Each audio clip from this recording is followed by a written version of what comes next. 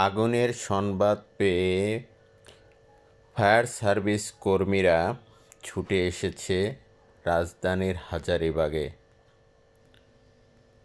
রাজধানীর হাজারীবাগে একটি লেদার কারখানায় আগুনের ঘটনা ঘটেছে।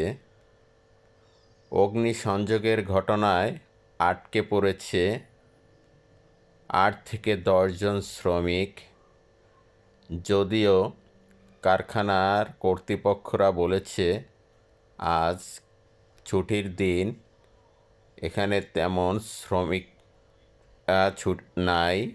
তথাপিও এখানে 8 থেকে 10 জনের মতো শ্রমিকদের, আটকে পড়া শ্রমিকদের বাঁচার আকুতি ও খাবার পানির আকুতি জানিয়েছে, এমনটাই দেখা গেছে।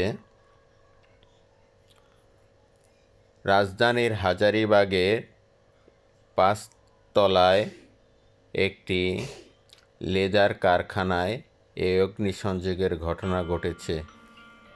এখানে আটকে রয়েছে শ্রমিকরা, তাদের উদ্ধারে কাজ করছে ফায়ার সার্ভিস কর্মীরা।